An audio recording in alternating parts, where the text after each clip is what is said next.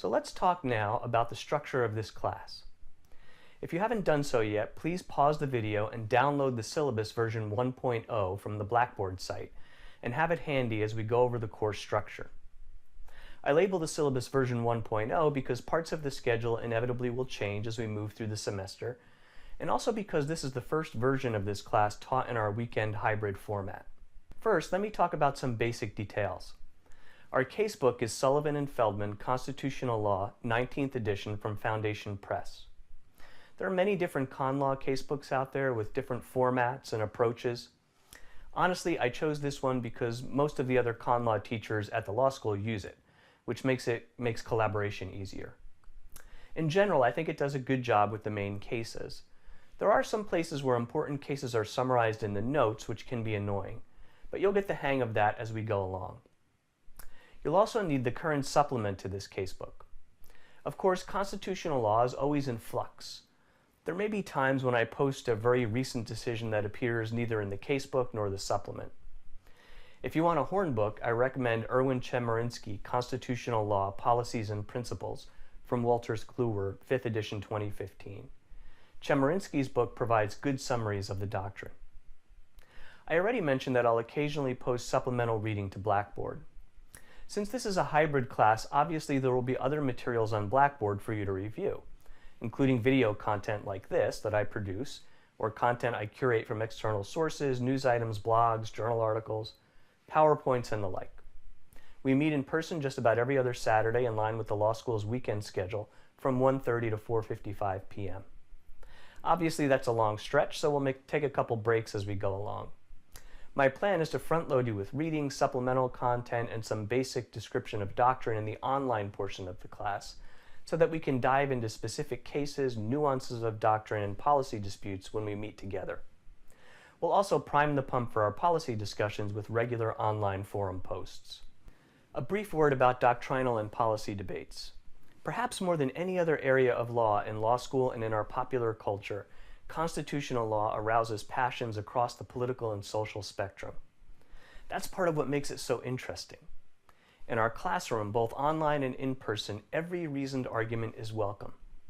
That's true whether you're an originalist or an advocate of a living constitution, a free market conservative, a progressive liberal, an atheist, deeply religious, a dyed-in-the-wool fan of Justice Scalia, or someone who has a notorious RGB tattoo, a libertarian or a democratic socialist, or whatever. You'll probably guess at some of my views throughout the year, and I'll share them when I want to, but the truth is I'm kind of a centrist on most of these issues. And in any event, my primary job in this class is to serve you more as a guide on the side than a sage on the stage. The important thing is this: our arguments can be zealous, and we can and should challenge each other, but our discussions also must always be reasoned, respectful, and based in the law and the facts. That's just how good lawyers operate.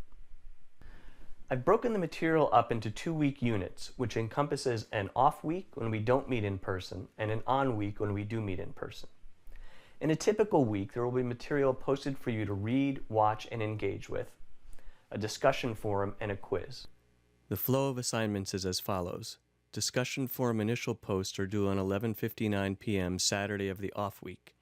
Discussion forum responses to classmates are due 11:59 p.m. Wednesday of the on week. Quizzes are due 11:59 p.m. Friday of the following off week, covering content from the prior week. All page numbers in the text refer to the Sullivan and Feldman casebook, unless preceded by supplement, in which case they refer to the 2018 supplement. As discussed, there also will be videos and other supplemental materials on the Blackboard site. Note that some of the videos will include embedded questions that will require your response before the video proceeds. These are ungraded questions designed to ensure that you're comprehending the video content. Helpful hint, some of these embedded questions may be repeated in the graded quizzes. For most of the discussion forums, you'll be required to post at least one initial response to the prompt of approximately 500 words, and at least 2 responses to classmates of at least 250 words each. Discussion forums usually will relate to a topic in the news, a recently decided case, a historical document such as a selection from the Federalist Papers, or a policy issue broadly related to our reading for the unit.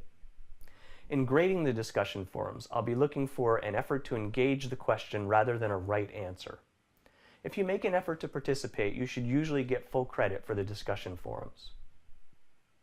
Quizzes usually will be 10 multiple choice true-false or short answer questions on specific doctrinal content covered in the unit. Quizzes will be open book, but you'll have only an hour to complete them once you start. To prepare for quizzes, make sure you know the key constitutional provisions, holdings in major cases, including the names of major cases, basic doctrinal rules covered, and areas of dispute covered in the unit. The focus here is on questions that have a right answer based on specific things we have covered. Your grade in this course will be based on 1. A reading report on the Declaration of Independence, Constitution, Bill of Rights, and other amendments due on August 17th, as detailed in my June 18th email announcement, worth 5%. 2. Biweekly online quizzes worth a total of 5%.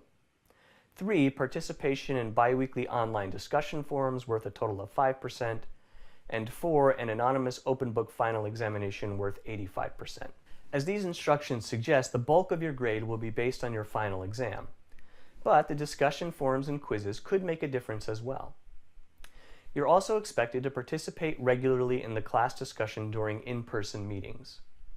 I reserve the right to exercise positive or negative discretion by increasing or decreasing a grade by 1/3 of a grade, based on class participation and preparedness, both in person and online. I'll be honest and note that in over 10 years of teaching, I've never granted either positive or negative discretion. Mostly, I reserve the possibility of negative discretion in extreme cases, but I've never had to invoke it. There will not be a midterm examination. I noted above the reading report due on August 17th. As mentioned, I sent an email announcement to you about this on June 18th.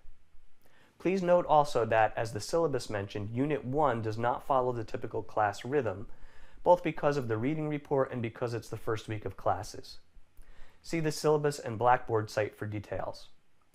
Please also note that there's a discussion forum and a quiz that must be completed by 11:59 p.m. on August 17, and that our first in-person meeting is Saturday, August 18. Finally, a note about the Blackboard site. You all should be familiar with Blackboard by now. If you navigate to the content portion of the site, you'll see course folders for each of the main topics we'll discuss this semester. The next video will briefly introduce some of those topics. The Introduction and Pre-Coursework folder includes links to the founding documents and the reading report assignment. By the time I post this introductory video, the Unit 1 folder will be fully populated. Other folders will be populated throughout the summer and during the semester. This covers course logistics. Of course, if you have any questions, feel free to reach out by email. If at any time you want to chat in person, we can arrange a time to meet at school or over Skype.